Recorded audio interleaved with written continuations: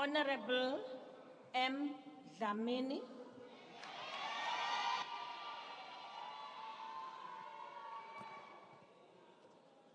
Sibonge Sihlalo.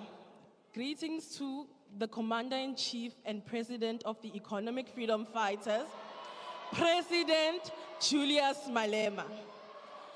Members of the Central Command Team, fighters and ground forces. We would like to take this opportunity to send our deepest condolences to the Ngema family in Mkondo Ward 3, who lost their 17-year-old daughter who was murdered during a service delivery protest.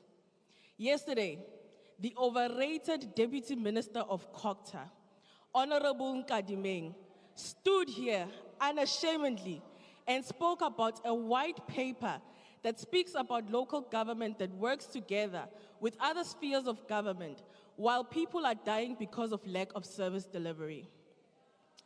When she was reminded about her tenure in Polokwane as a mayor, she shouted that she's no longer there and those things are of the past. Now, the reality in Polokwane municipality under her, and even now, is nowhere near close to being an exemplary municipality. There is still water and drainage problems and a crisis in Polokwane. Order, honorable members, please. Don't drown the speaker. Don't drown the speaker. Thank you. As long as they get it, speak. Roads in the city and in townships are not taken care of. There are no functional street lights and basic necessities. Yet someone was screaming here as if she was a paragon of local government. The district development model she screamed about has not given any results, and yet she pretends and wants to act as if she's the panacea to South African development and the lack of service delivery disasters. How on earth can anyone in their right mind claim successes of the local state when almost all of them are dysfunctional? These claims of ANC successes in municipalities are misleading.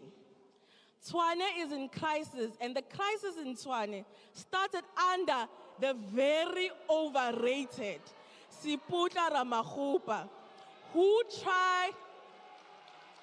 the ANC tried to replace with Ms. Togo Didiza and lost elections dismally. There is not a single municipality that is run perfectly by the ANC in South Africa.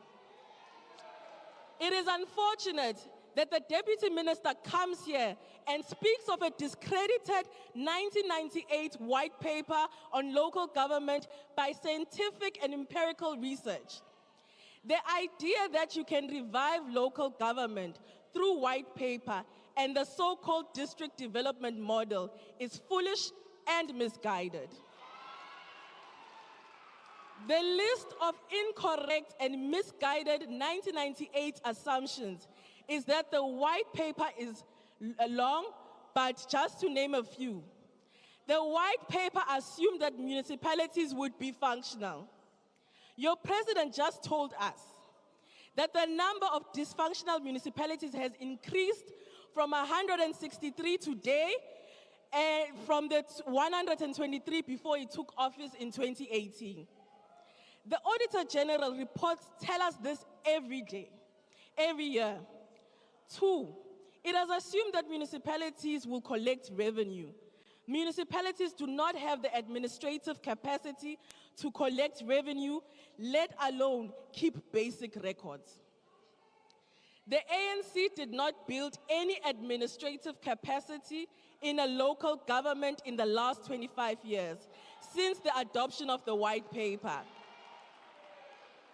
Even if they collect revenue, our people still don't have money. More than 11 million people are unemployed. More than 28 million people are on social grants. Only 1.6 million taxpayers out of the 20 million who can work and pay taxes are excluded by the system. Who is going to pay for the municipal services and the property rates? The white paper assumed that with democracy, South Africa's spatial planning would change from race-based to more integrated. The opposite has happened. The ANC has perpetuated apartheid economy and racial spatial planning.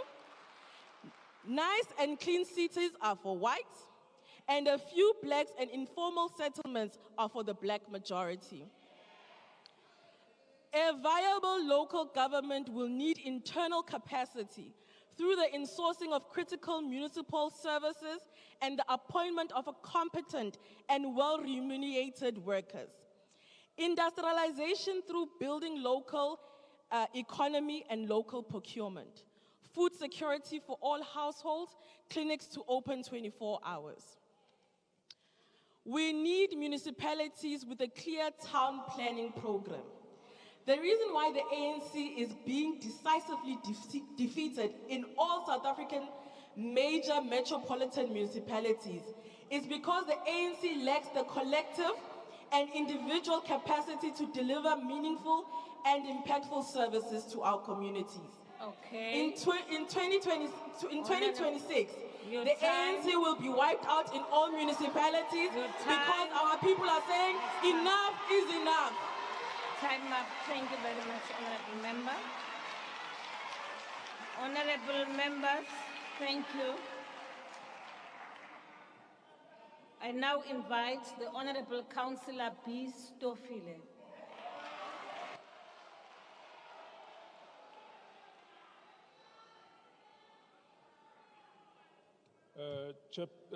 Speaker,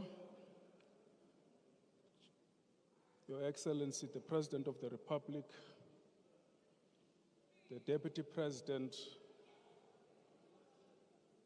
the ministers and deputy ministers, the premiers, the members of this House, I must first say it will be important to put the facts correctly. Since the establishment of local government system in South Africa, on the 5th of December, 2022, the country was completing 22 years of local government wall-to-wall system.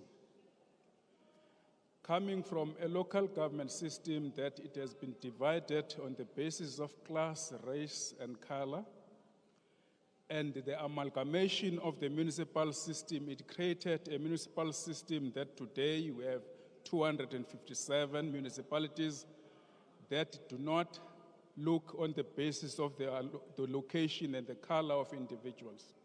And that is the fact.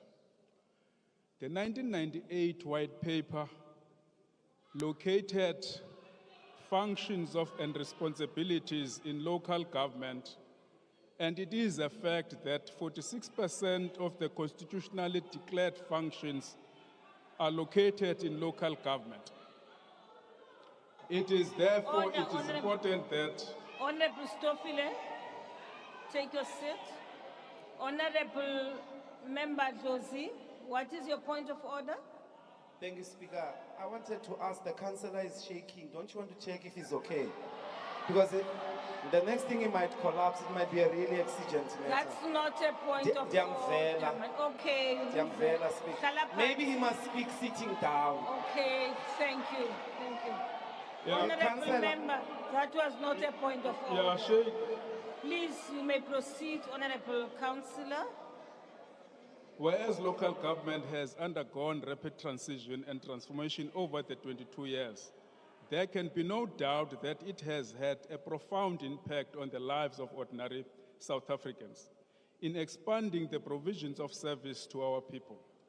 While it is true that a number of serious and complex challenges persist in some municipalities, but by and large, there are extensive examples as confirmed by the municipal non-financial census that local government has delivered quality services and a better life for the majority of our people. Madam Speaker, local government has, in the same breath, came under a lot of scrutiny recently, perhaps necessary, so as this is the most visible sphere, closest sphere of government to the people. Furthermore, our system of wall-to-wall municipal system means that all developmental work happens within a municipal ward in one way or another. Nearly all services of our people get or do not get from government find the most concrete expression at local government level. Despite its most pivotal role, it remains the stepchild, and therefore we appreciate the work that has been done by the President of the Republic in the recent past in allowing the cooperative governance to function, and that is why over the last couple of months we have been engaging the different ministers, including Minister of Small Businesses, insofar as how do we collaborate and cooperate in making sure that economic development does take place in local government. Secondly, we do appreciate that having 22 years of existence in local government, we have been shouting by lack of funding in the system. And I must appreciate and say here as SALGA leadership that we appreciate that the national government allow us to enter into discussions, and hence we have an engagement with the Minister of Finance looking in the funding modalities that must assist local government. It's something that we must appreciate. Over the 20 years, various policies, legislators, and support program measures has been brought about. And the previous leaders of SALGA have asked, what next, having done this?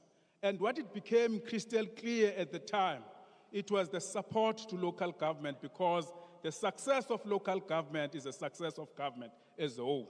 And thereby it requires us to entrench on the cooperative governance and build solid system of government to respond to challenges that our people are facing today. Turning to the current elephant in the room called coalition government, that we are none of us talking about in this room. We wish to spend some time in sharing our frustration as an association and thereby a problem in the country. Unlike previous elections, the 2021 local government elections gave rise to the most dramatic results as it relates to coalition government. These developments suggest that coalition government will clearly become a common feature of our political landscape in South Africa going forward. In 2021, it was only 3 parties that formed coalition government. But today, since 2021 into today, the local government coalition government have risen from 27 to 87, led by more than 6 parties today. And that tells us that there is a crisis that we are going towards it.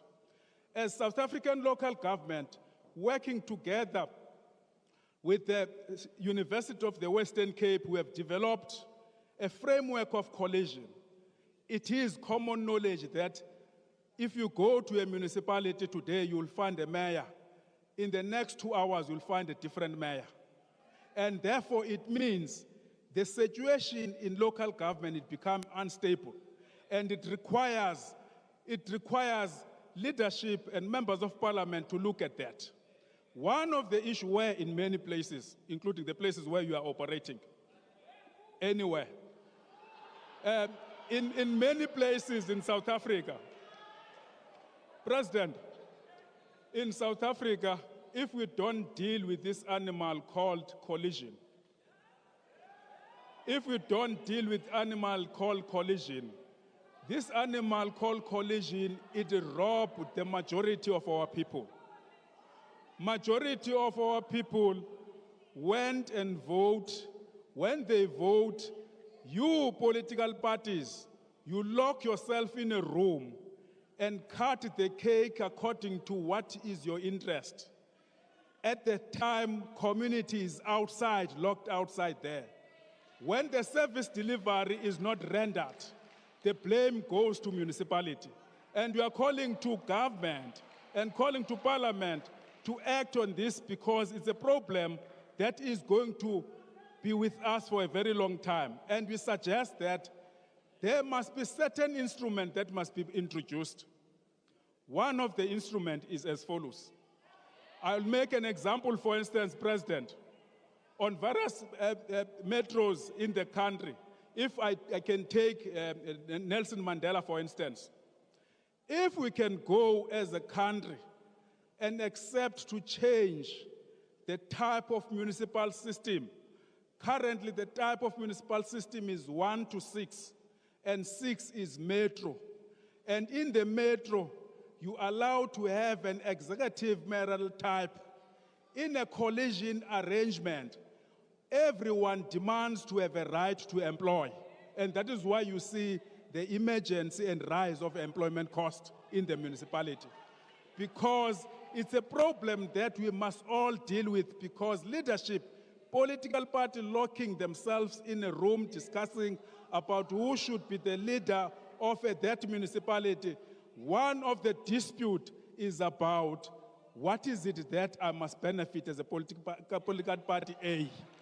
And that issue, it must be dealt with. And we are saying, for instance, in Nelson Mandela, President, we want to put it because you are members of parliament. We are contesting elections, all of you, from political parties. In Nelson Mandela, for instance, if you take a collective executive type municipality in that municipality and any other municipality, what it means ANC is going to get 4 seats, DA is going to go 4 seats, EFF is going to get 1 seat, and the community organization in Port Elizabeth is going to get 1 seat.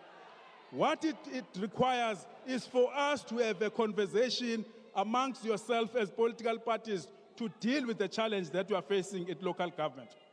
The second issue, President, is the killing of councillors and municipal officials. And the killing of councillors and municipal officials, it's a problem that it creates and it works against the intention of professionalizing of local government. There will be no professional that would want to go to the unsafe place. And therefore, it is important that the local government space to be created safe and be protected. In our endeavor to make sure that the local government does function. Otherwise, if we don't spend time in protecting those that have been accepting to render service and be threatened by criminals in the local space, will create a problem. The next point, President, that we wish in the State of the Nation address to be addressed is the protection of the revenue base of municipal system and the rising of the tax base of a municipal system. A municipal system, according to white paper, is not reviewed yet, is a house that it had the power to review, but we are working from it. It says 90% of the income generation of a municipality will come from a municipal income. And that assumption, it was based on the belief that there will be growth of the economy and many other activities, and there will be people that will be paying. Currently, we are facing the same challenge that the community is not growing and therefore they is not be able to pay, and therefore it requires some other way of protecting the revenue base, including number of issues that individual organizations and they want to flood the local government with in eroding the income levels of a municipal system. In this sense, President, that is why to us as local government we believe it is correct thing, learning from 2020 disaster situation in our country.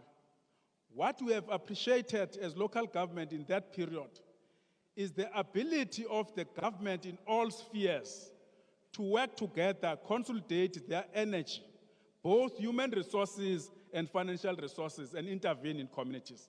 And it benefited to us because it speaks on the law that we have passed as this House called Intergovernmental Relations Framework Act that compels the different spheres of government to work together towards achieving the same objective, that is service delivery to our communities.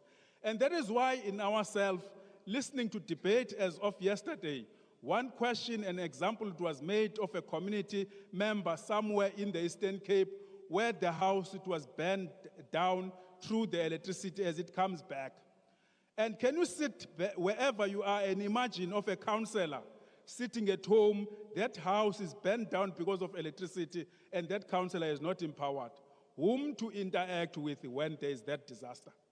Because the councillor is the closest person to our communities. And therefore, that is why as South African Local Government Association, we believe disaster declaration is the right thing to do and coordinate processes towards rendering service to our communities. The issues about how the money is used, I think it's your political thing that you can deal with. Our interest is that how do we service our communities as a government, not as different individuals and spheres, but how do we optimally intervene on the challenges that our communities are facing? And we believe that it can go a long way. There are mistakes that we have learned in the disaster in the past, and we can improve on those mistakes. Our people need service. They don't want politicking. They need service at whatever material time, whatever differences that we have. But it is important that our people to get service from the government and from the parliament that they've elected. And that is why, in our view, we still believe that in the engagement between ourselves and the Minister of Finance to improve on financial allocation on the municipality, it's a right decision and it's a process that we need to follow going into the future. The last issue on this issue, President, is that we acknowledge and accept that we have established a crisis committee dealing with the energy and crisis. We would love as local government to participate there so that we can give a local content on that debate and discussion rather than being on the national level. It is our important role because our interest is that any decision taken at any level, it must go down into communities where we live and where we work. It is our interest that anything that it had to do with the life of our people, local government, it had to be taken on board and be engaged, and we really appreciate that. At least we have an engagement with various ministers in trying to pull them and help and infuse and give the will and energy on the intergovernmental relations framework, because that is the route to go. Cooperation of government, it had to come together and work together. Thank you, Honorable Member. Your time is up.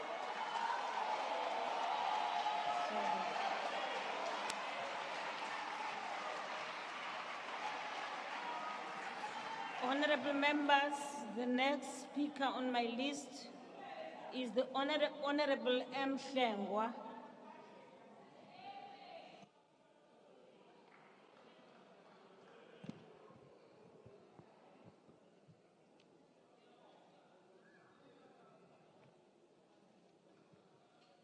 Madam Speaker, Honorable President, and honorable members, Mr. President, if I had 47 minutes, I would urge you not to appoint a Minister of Electricity, because you are duplicating political bureaucracy in a already bloated and excessive cabinet, where you've got a Minister of Minerals and Energy who deals with policy.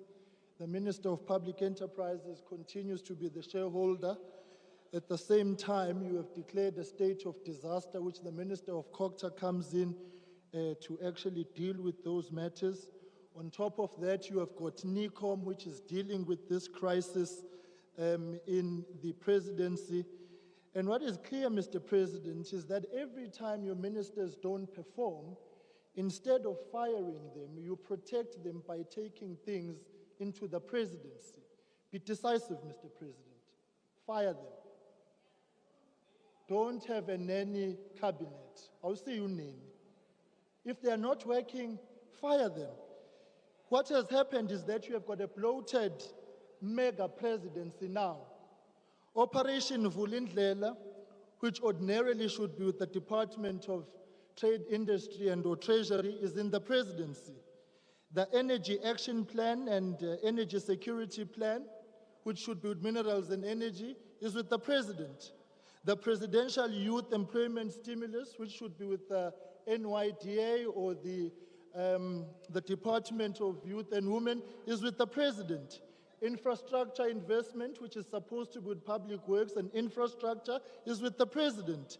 The Just Energy Transition Investment Program, which must be with one of these many departments, is with the President. The Presidential Climate Commission, which should be with the Department of Forestry, Fishery and Environment, is with the President. Red Tape Reduction Team and Red Tape Reduction Council, which must be with the Department of Small Business, is with the President. So, Mr. President, quite frankly, it seems to us you have got no confidence in your own ministers. Let me go to this, Mr. President. Let me start where you started, where you say our people are not defined by the minerals under the earth and the work that we do. Your apology over the weekend to President Mbeki notwithstanding, one must agree with you. It's a failure of government that our people don't have access to the opportunities that come with mining, the oceans economy, the minerals of this country, the land, and so on and so forth. We cannot be defined by what we do not own. And so the transition and the transformation which should have taken place, Mr. President, under your watch, under the ANC's watch, has certainly not happened. All of these things combined and all of these factors combined actually speak to failure. Mr. President, there's been a lot of song and dance about traditional leadership and about the wall-to-wall municipalities that we have in the country. Here too, I want to make a call to you, Mr. President. Respond positively to the Cabinet Committee decision of December 2000, which sought to amend Chapters 7 and 12 of the Constitution to provide clarity on the powers, functions, and responsibilities of traditional leaders if there is to be any cohesion, effectiveness, and efficiency in the governance and management space of development in the spaces where there are traditional leaders and municipal councils. So, Mr. President, what comes out of this is that you are overstretching yourself and your ministers are sitting at home doing absolutely nothing. So as the reshuffle comes, Thank you. Deal with your ministers. Stop taking on responsibilities that ordinarily should be with ministers. I thank you. Thank you very much. Time up, Honorable Member. Thank you. Honorable Member F.A. Masiko.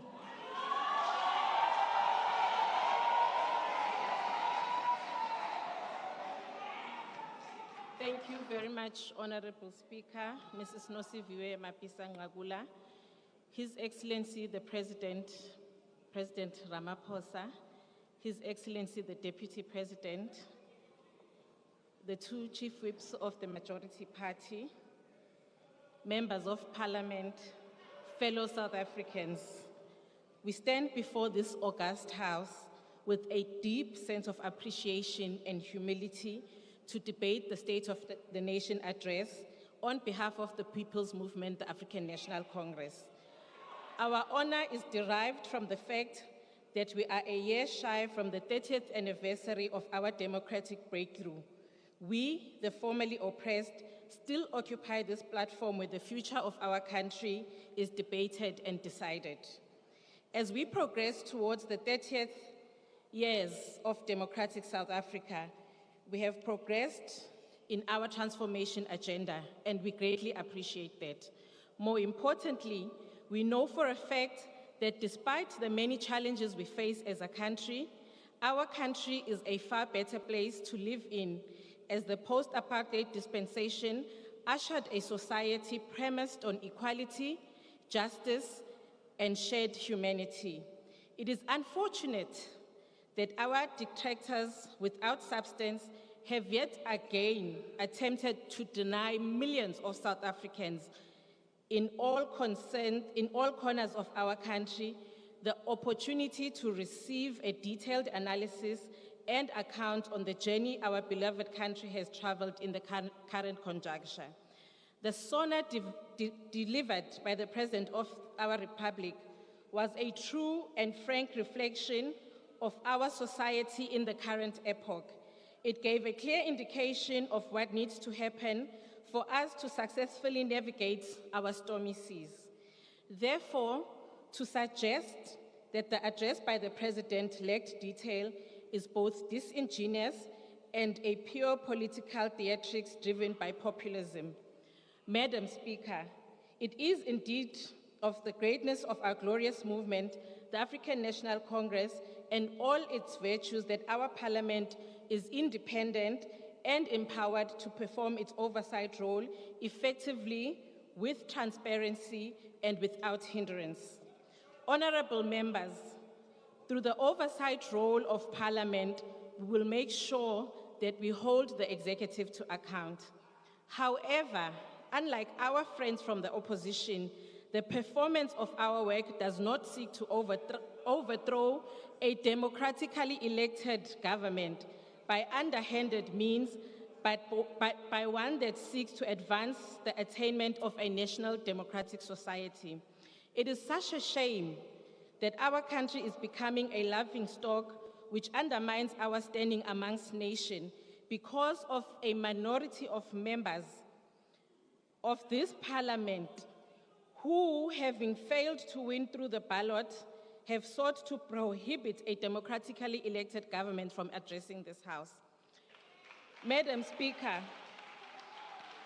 we are proud that not less than 21 bills are before this Parliament for consideration, which the opposition parties are opposed to because theirs is a rejectionist approach without substance to take our nation forward. These transformative bills before the sixth Parliament include the 18th Amendment to the Constitution, so as to recognize South African Sign Language as one of the official languages, the National Health Insurance Bill, which seeks to transform our country's health care for equitable access and distribution, the National Youth Development Agency Amendment Bill, which seeks to respond to the outcry from public regarding the poor visibility of the National Youth Development Agency, particularly in the rural areas, and optimized service delivery.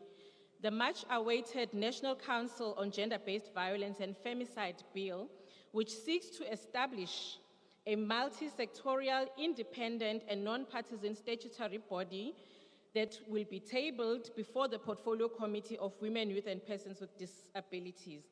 The Basic Education Laws Amendment Bill, which seeks to enhance our education system and accelerate addressing structural challenges in the sector.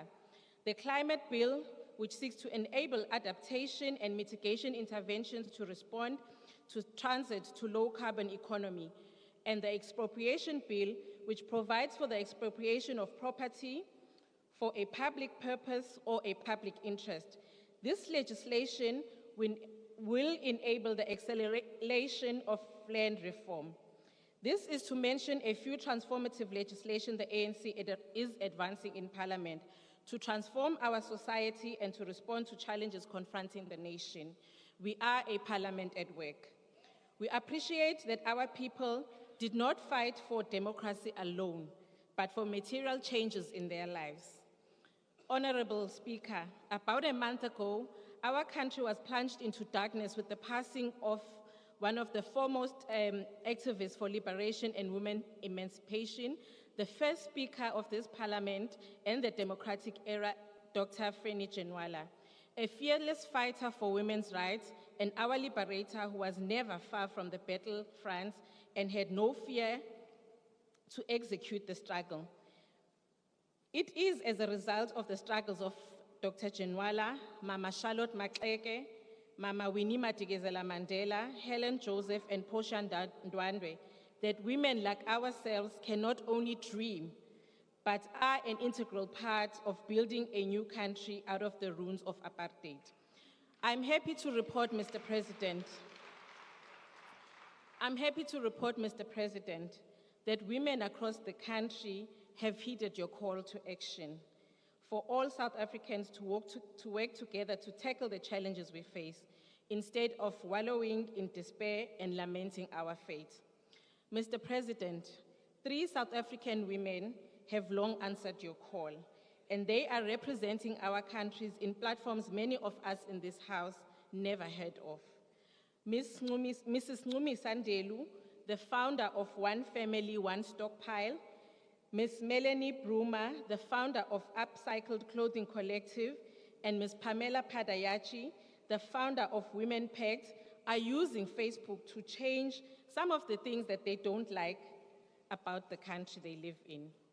They are the only 3 South Africans on the exclusive Facebook Community Accelerator Program, which is a global platform for Facebook community managers who are making a positive impact in their communities. All 3 of these women are recipients of a $40,000 grant from Facebook to continue the work they are already doing on their own to the benefit of South Africa and many others beyond our borders. Honorable members, as we execute the current phase of the struggle, we will not be defocused by sideshows and theatrics. We will endeavor to remain true to the ideas of our founders of this struggle. Thank you. Lastly, honourable members. we know that we have a capable captain at the Honourable wheel member. in the form of President Ramaphosa. Thank you very much. Thank you.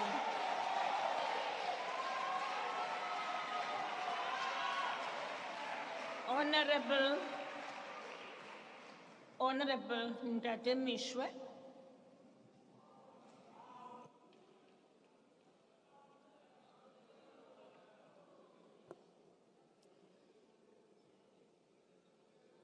Honorable Speaker, firstly, I want to thank you and honorable members for your prayers and kind words of condolences at the loss of my courageous, loving and dear wife of 46 years, Mrs. Lydia Mishwe, who passed away on the 25th of January this year.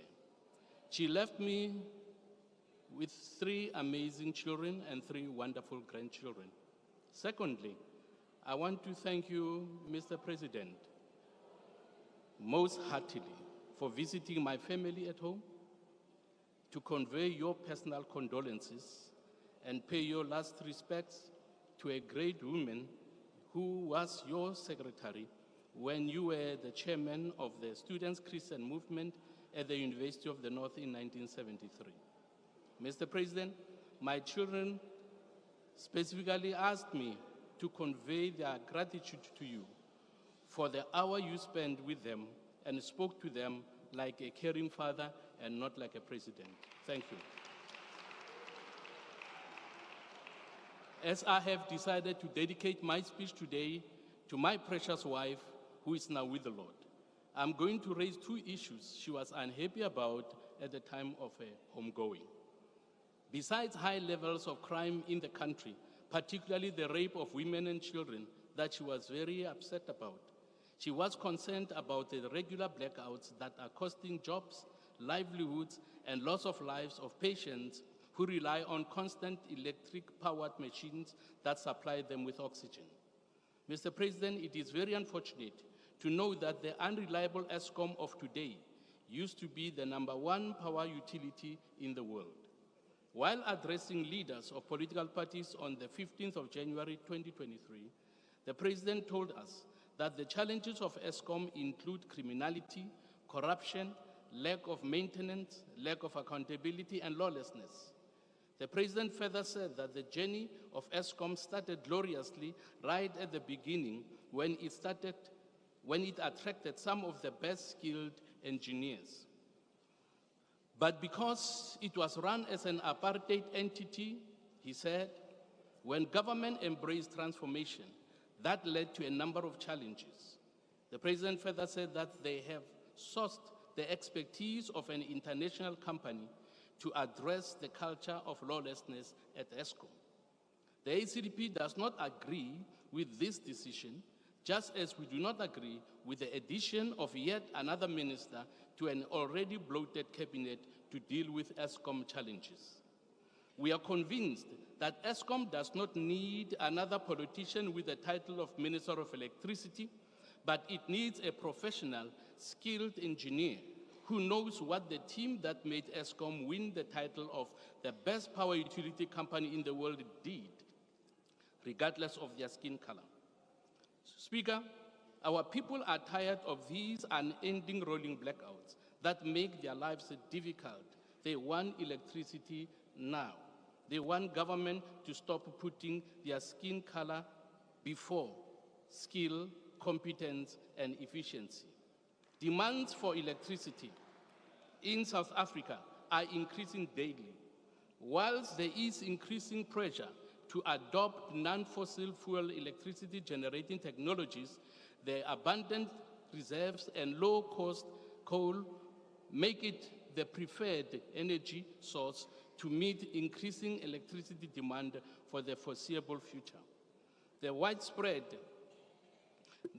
relative dependence on coal does not mean that the role of coal burning in global climate change will continue unchecked.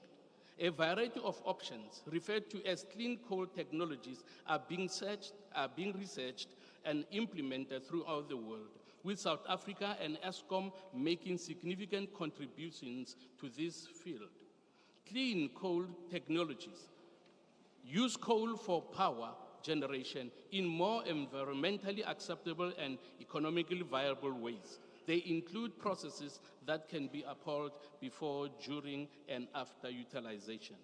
And as I conclude with the second issue that concerns my wife and also a number of ACDP people, is that there is now a talk of a new world order that the president we know supported when he addressed the rally on the 27th of April 2018 in the Free State. That is disappointing to us because we know what the implications thereof are going to be.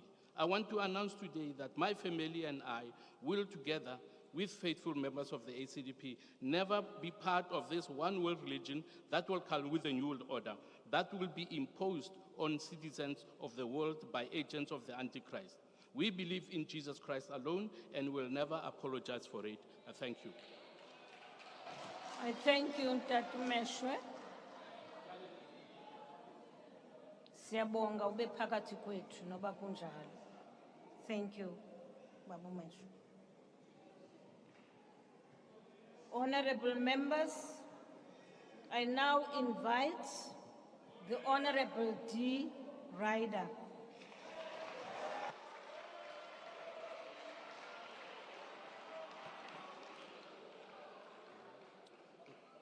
Thank you, Madam Speaker. Mr. President, how dare you stand up here and coldly quote statistics of failed local government as if you are not part of the failure of local government.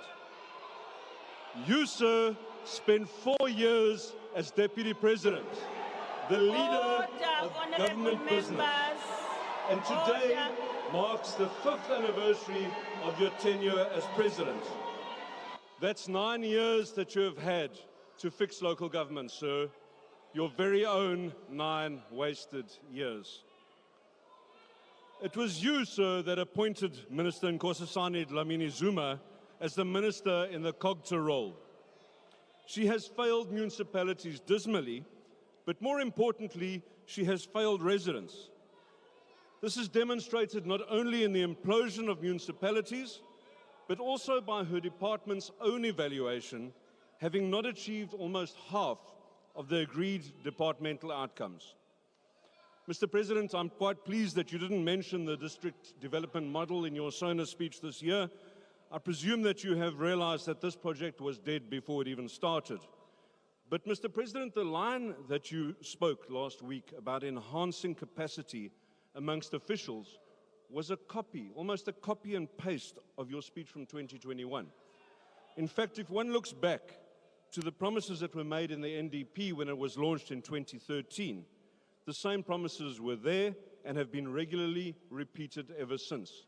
But on the ground, sir, dololo, nothing. Also in last week's speech, you promised that interventions from national government would take place where local governments fail in their responsibilities. This should not be something new either. The Constitution makes it an imperative, especially in cases such as the Mfuleni local municipality, where the provincial efforts at administration have failed repeatedly. 5 years of provincial administration and the experience of people living in Mfuleni has become dramatically worse, not better. But while speaking of the failed Mfuleni, One just has to look next door to Midvaal, their neighbor, which announced their 9th consecutive clean audit earlier this month. Service delivery, while under pressure as a result of the population growth, as people come to Midvaal seeking a better quality of life, service delivery continues. This is simply because of good governance, a term that is poorly understood, but is probably better described as the DA difference. But the Midvaal story is not alone. Instead of comparing two different municipalities, let's compare the DA-led Umgeni municipality with itself when it was under ANC government until recently. The stark contrast is understood after a brief discussion with the people of Mpopomeni, who are receiving fair services for the first time ever, smashing the myth that the DA only services wealthy suburbs. The DA is raising the standard of living across all racial and economic groups, and doing this while also paying off the municipality's ANC-incurred debts. The residents of South Africa are voting with their feet, migrating in numbers to Democratic Alliance-led municipalities and to the DA-led Western Cape province. Yes, it takes time to turn around a big metro after years of ANC misrule, mismanagement, and misappropriation, especially with the underqualified and over-politicized cadres that are deployed in municipalities at all levels. Yes, coalitions are hard to manage, especially in minority governments. But overall, if you live in a DA-led municipality, you can rest assured that the funds entrusted to the council are being well spent on a service delivery-focused agenda. While the model of local government in South Africa does indeed need some tweaking, the model is not the cause of the collapse. The thieving ANC is the cause of the collapse. Mr. President, I'm sure I don't need to remind you that you are not only the president of our country, but you are also the president of the ANC. In fact, you've made it plain to South Africans on numerous occasions that you disappointingly value your ANC presidency above that of South Africa. But how can you have allowed there to be two ANC mayors in the Northwest Province, in Ditsobotla municipality, for almost 2 years? How embarrassing and ridiculous to have a mayor from each of the two biggest factions within your organization, and your minister did nothing. And you, Mr. President, did nothing, not as the president of South Africa, nor as the president of the ANC. Mr. President, it's way past time for a decisive shuffle. The media is full of stories claiming that Minister Dlamini Zuma will remain in the failed COGTA portfolio in spite of her proven ineptitude. Perhaps she'll be ensuring that cigarettes and alcohol are banned because their consumption may lead to increased electricity usage under your version of a state of disaster. The fact is, Mr. President, that any cabinet shuffle will still leave us with the same rotten ANC members that we already have, like the boorish police minister. The best of the ANC is substantially worse than the worst of the DA. This country does not need a cabinet shuffle, it needs a government shuffle. Woza 2024, Woza freedom from the ANC, Woza freedom for all South Africans. Your time is up. Thank you very much. Thank you, honorable members.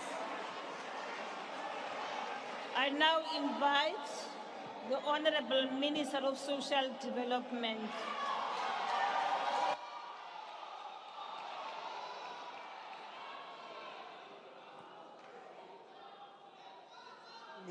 Honorable Speaker,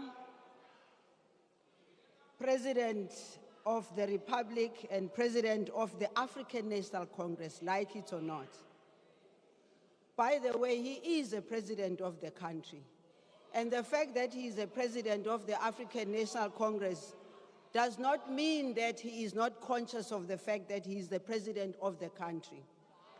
And the reason why you see him sitting here throughout and listening to each and everyone, patiently doing so, it is because he is the president of South Africa. Futhi nje ke Honorable Speaker, bengasoze ngiqale la ngiqala khona manje. Kusuke nje kwaba nomunye uHonorable Member Rider ovele wadelela nje ilanga libalele. Wavele nje wacabanga ukuthi ku right ukuthi yena athi kuwe Mr President, how dare you? I wonder if bekulesa sikhathi sabo kume upresident wabo la ubengasho ukuthi how dare you? Usho njalo ngoba uyeyisa. Usho njalo ngoba uyadelela. Usho njalo ngoba usitshene ukuthi upresident we-African National Congress, upresident we-country, uzotshelwa wuye ukuthi unkosazana Dlamini Zuma kufuneka kwenziweni ngaye. Asizutshelwa wuwe ke Mr. Ryder. Get it right today and for tomorrow. Mr. President, honorable members, inkinga esinayo la kulendlu. Inkinga esibhekene nayo ukuthi abanye bavele nje basukume bazoma la babhede ba expect ukuthi sobalalela. Siyafuna ukunilalela. Sifuna ukunilalela mangabe ninezinto ezithize ezisifundisayo ukuthi singayilungisa kanjani iSouth Africa. Mangabe aninako ke ukwenza lokho, nifuna ukudlala ipolitiki ekseni nantambama, hlalani lapho nodwa, thina siyasebenza. Futhi nje ke Mr President, kwakunesikhathi where people used to clap and make noise and be happy about the antics of Parliament. Mr President, I was one of those. But the people of South Africa are tired of it. Hence, I took that decision to say it shall not happen again. And I'll tell you why it mustn't happen. It mustn't happen because we sit here as members of Parliament and we have people at home watching us and copying some of the things that are ugly when they happen here. And I repeat again, Mr. President, the time for our antics are over. The people of South Africa want to hear how are we going to deal with load shedding? How are we going to deal with water problems? How are we going to deal with housing? How are we going to deal with all the social ills that are facing the people of South Africa? Now that I've said my first say, Mr. President, may I thank Deputy Minister ongqokise leskipa engisigqokile namhlanje ngicela nje bambone ngoba naye ugqoke sona leso skipa. Mr. President, permit me and Madam Speaker to observe the pursuit of the spirit of South Africa's collective hope, common purpose, and people-centered action that the President is reviving in all of us through the SONA. Please allow me to congratulate South Africa's women's national cricket team for their triumphant performance against New Zealand on Monday. To them, I say, against all odds, you embodied President Ramaphosa's characterization that, and I quote, "It is hope that sustains us and fuels our determination to overcome even the greatest of difficulties." Close quote. Your selfless commitment to the South African collective reminds us of what our society is capable of when acting in common purpose. Yes, underlying our national character is our collective, undefeated spirit. And this spirit has been undefeated since some of us became members of the African National Congress and cadres of the African National Congress since we were 19 years old. This country was liberated. To the young people of South Africa, please look up to these young women, because some people stand up and say you do not have people to look up to. These are the women which I believe young people of South Africa can look up to.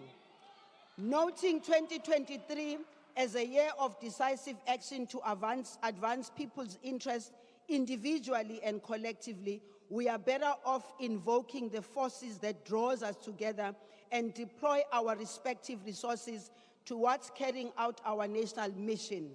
Our national mission requires that we draw contributions from each one of us of our most precious resources, namely each South African, towards the better building of a society. Your needs must ignite the hearts of your immediate family, community, and the people of this land. Your best deeds must be directed towards molding the people's collective aspirations into a South African reality that we want. It is a time, Mr. President, that you spoke about gender-based violence, and it is this time that we have to be united against fighting all forms of ills in our society, and in particular violence. Not only violence against women and children, but violence in general, because we still suffer the hang-ups of the olden days of apartheid, the days which were instilled in us to say we need to fight at every corner. Now is the time for us to collectively fight against gender-based violence. We have a program which the President spoke to briefly, the National Strategic Plan on GBV. And Mr. President, may I take this opportunity to say to those who were criticizing and saying you didn't say much about it, it is our responsibility, all of us as ministers, to come here and explain exactly what we are going to do about it, how are we going to do it, and when are we going to do it. Owing to the rising cost of living and to the new view to cushion the most vulnerable among South Africans from the effects of known and novel risks alike, the Department of Social Development in its portfolio is in the process of devising something which scares some people, something that makes the people of South Africa have hope, and that is the basic income grant. We have already agreed that the people of South Africa who are most vulnerable need it. It is also about what we are going to do about it. While these historic conditions resulted in the innovative delivery of free basic services, including housing, health services, public amenities, and social grants to the majority of South Africa's population, I remind you that last year, Minister of Finance, the Honorable Enoch Godongwana, informed us that government will be spending 3.33 trillion on social wage over a period of 3 years. While we are entering the second year of the 3 years, we should particularly be mindful that this allocation is targeted at leaving no one behind. There are those, Mr. President, who say, where is the money going to come from? Let me remind us all that the majority of South Africans who are at home, who could have 20, 30 years ago, taken care of themselves because they had jobs, because they could be able to take care of their future, they were unable to do that. So if they were not able to do that, it becomes our responsibility to take care of them. Notwithstanding the sharp economic growth slowdown globally and owing to centrality of the role of people in the reconstruction of our national life, the sixth administration continues to prioritize the provision of all categories of social wage. This government considers the dignity of each South African as indispensable, including le yenu nani nihleli ngapha ngakwa-left, neyenu indispensable. Mr. President, I wish to indicate to the people of South Africa that as a Department of Social Development, we will be coming back with a plan, just like all other ministers will be coming back with a plan. And the plan is to march towards 2024. Laba bathi bazosibonisa sobonisa bona. Thank you, Minister. Thank you very much. Honorable Imam Sheikh Imam.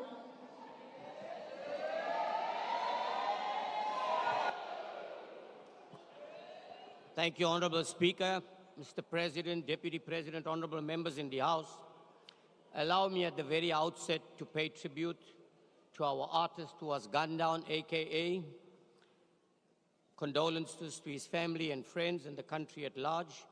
but also allow me to pay tribute to a selfless leader, Mr. President, that was brutally and mercilessly gunned down in El Dorado Park, Ayub Mangali. And his only fault was he was doing what we should be doing in this house, and that is protecting our communities from drug dealers and gangsterism. He was gunned down right in front of his house. May his soul rest in peace. Allow me also to express my disappointment that we have not said anything about the first indigenous nation who are the rightful heirs of the land, the water, and the minerals in this country. But let's hope that with the remaining part of the debate, something will be said in recognition of their own. Mr. President, we've heard a whole lot of political parties say a whole lot of things. And let us admit we are in a crisis, and we've got lots of challenges in this country. But the question is, what are we going to do about it? I think the time has come to admit we have made mistakes, we are facing difficulties, and to come together as a united nation to find solutions in the interest of the 62 million people that we serve. Now let me say this, Mr. President, sorry, through you, Honorable Speaker, or Madam Speaker. Local government will never come right, Mr. President. These coalition governments that you see that are collapsing on a daily basis are not collapsing because they care about the people on the ground. No, Mr. President. It is all about corruption and looting about where we can get more. When you get less today, then you will go there tomorrow. When you get more there, you'll come this side. That's what it is all about. So I want to plead with you, which I've done repeatedly, Mr. President, is close the gaps to corruption at local government level. Let's have a more credible and transparent process. I'm not sure if the Deputy Minister is here of corporate governance, because with a very good contribution yesterday, what I'm saying is, let us, through the local media, provide on a monthly basis the names of every service provider who has been awarded contracts, together the names of those companies, the values, and the itemized billing. That will not eradicate it totally, but it will to some extent deter these corrupt politicians that are engaging in coalition governments, particularly if you see what is happening in KwaZulu-Natal and many other parts of the country. That is why there's very little or no delivery of services. Mr. President, I think one of the problems is, and I must agree, that if you're going to talk about a Minister of Electricity, we're going to need one of water. Because the crisis you're going to face in South Africa of water is going to be 10 times that of energy. I want to say it again and again. You don't need one for potholes. I'm told we've already found one. But water is a crisis. Even though you talk about projects that we want to implement, you are losing 54% of water through leakage and poor infrastructure in the country. Mr. President, speak to your police officers and you will then find out why they are not motivated. A constable earns 13,000 rand a month, and after deduction takes home about 7,000 or 8,000 rand. The moment he dons that outfit of the police services, and I'm not talking about branded goods of Gucci and others, Louis Vuitton, the police outfit, his life is already in danger. Do you know what they get, Mr. President? 400 rand for a danger allowance. Do you think they can do justice? No, they can't. Mr. President, we need to address the state of dysfunctional families. Last year, we had 91,000 children give birth to children in this country, and we think it's okay. Let me tell you the statistics of education, Mr. President. The pass rate in mathematics, in science is so dismal, and yet we talk about we're going to want engineers. What engineers are we going to produce? 60% of those that go to TVET colleges, which you're talking about, Mr. President, of funding 30,000, 60% drop out in the first year. That is the state. Children as old as 10 years old cannot read and write, Mr. President. So yes, indeed, my time is running out, restricted to 5 minutes. I have a lot more to say, Mr. President. Lastly, on the issue of land, what stops us from providing every South Africa through your family to your local government a piece of property which they can call home and give them back their dignity, give them the services of water and sanitation. 5 years later, they'll be happy. But distribute it today to every South African family, through every local government in the country. Thank you very much. Thank you very much, Honorable Imam.